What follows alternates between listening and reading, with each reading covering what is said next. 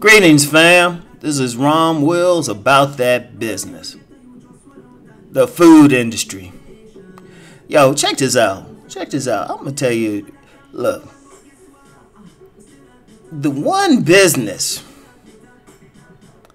overall industry that really is ultimately recession-proof, depression-proof, whatever you want to say, is food.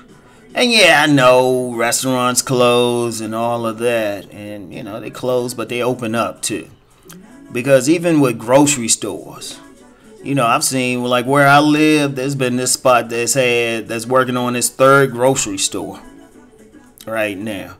You know, when I was in there, first came to the area, had one store, that closed, and another one closed. Now it's working on its third one. But the common denominator is food. But you know, the food industry is big. Grocery stores, agriculture, the growth of food, the delivery of food is always going to be a major industry because people have to eat. That's the one constant in life. People have to eat. Even those people who want to fast and stuff, they got to put some food in their mouth at some point. But for this video, I want to put it out there that one of the best businesses to get into is food preparation. In fact, I would say, you know, even though, you know, I just used the title, the food business, just think of this as the food preparation video, right? Now check it out, right? Check it out.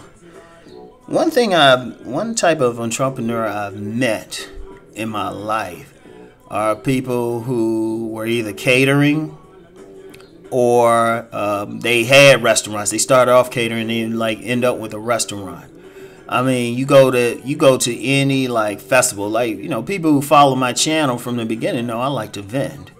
And whenever I go to a vending event, first thing I look for is the food. First thing I look for is the food, right? I'm just like, man, yeah, they getting it in. They getting it in. And it's like, you know what? Hey, that's cool. That's very cool because it's something anybody can get into. I mean, or you're gonna have to definitely look up the licenses and whatever you need. But if you know how to cook anything and that shit tastes good, because that's all you need to do is know how to make something that tastes good. See, one thing is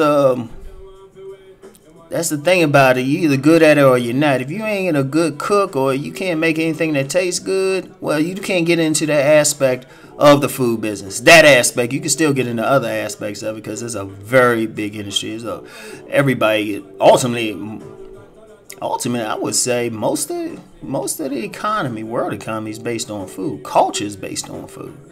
But as I said, for this video, I'm just talking about food preparation.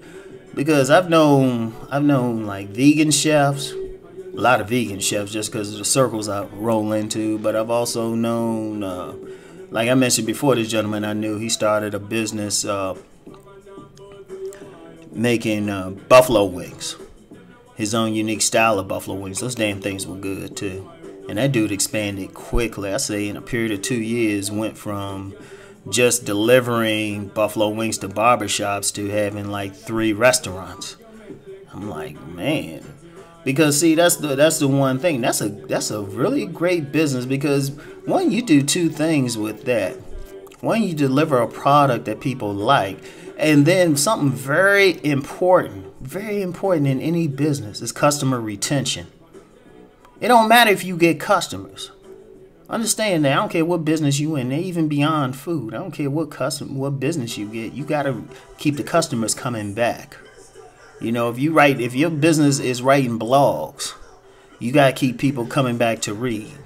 If your business is selling clothes or have a place selling clothes, you gotta keep people checking your stuff. Selling books, you gotta keep people coming back. Whatever you do. If you're an author, like I'm reading Eric Jerome Dickey's recent book now. That dude got a lot of stuff out, but people keep coming back. Now food, that you can hook somebody on food. Like if you the type you making cupcakes, and there's a lot the cupcake business has exploded. Where I live, there's about 3 or 4 cupcake places within reasonable distance of each other.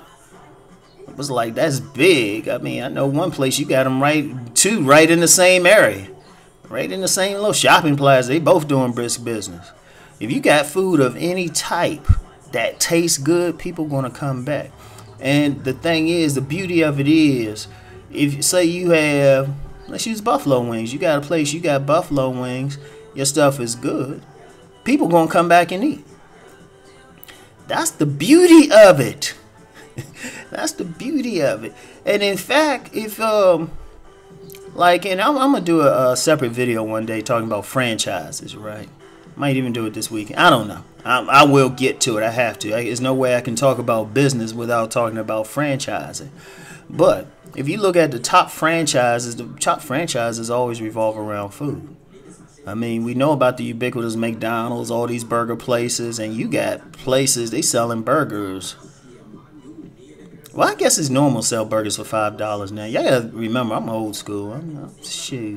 I'm more likely like do the old home burger thing. Some older folks know about home burgers. Those are those joints you get just a regular 2 pieces of bread. You know, you get that hamburger and you put it in a skillet and stuff. You might put some stretcher in it, like some onions and some old bread, or well, not old bread, but some bread just to stretch it out. You eat that thing, and that's a home burger. Yeah, y'all kids don't know the struggle. But anyway, right? Yeah, you got the food business. I mean, if you got something. But see, like I said, it's very important, very, very important that you want to have a good product, really great customer service, because then people come back. Now, say you have, and the beauty of it is you can always gain a new customer. Because what happens is, when people like your food, they advertise for you. You notice a lot of these small, like diners and places that specialty places, you never see an advertisement or hear an advertisement for them, because once they get some customers, the customers advertise for them. You don't even have to spend money on marketing. That's the beauty of it. If you got some good food, all you have to do is make sure somebody gets that food. In fact, if you go to many malls you go in, you get some places, they give you samples. They make sure they got somebody whose sole job is to make sure you get a sample of their food. And that's how they hook you, because once they hook you, you keep coming back. And also with the food business, it depends on how you do it. You know, you can have a brick and mortar spot. You can have a brick and mortar spot where, like in a mall or something, or at a place that has some good traffic where people come find you. Or, you know, you could like do the festival circuit and set up there. Actually, a lot of people make money there. A lot of people starting out, and trust me, you get to those things, they will stand in line, which is actually a good thing. Now, depending on the product you have, you might be able to like ship it. And I've heard some people say, yeah, they'll just put some stuff in some dry ice or something. They could ship the food. They can ship a plate to you. You know, I remember I complained about needing a plate, and a young lady said, hey, Rom, I'll ship you a plate. I was like, yeah, girl, go ahead.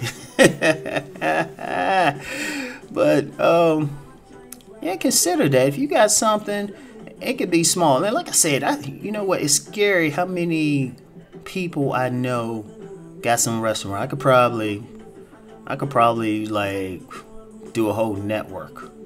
Seriously, like I said, mostly vegan, but just some other stuff.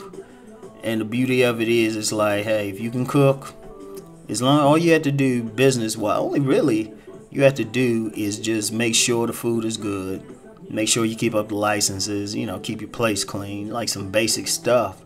But you can really go far with that. Like, I remember when 2 of my cousins got married.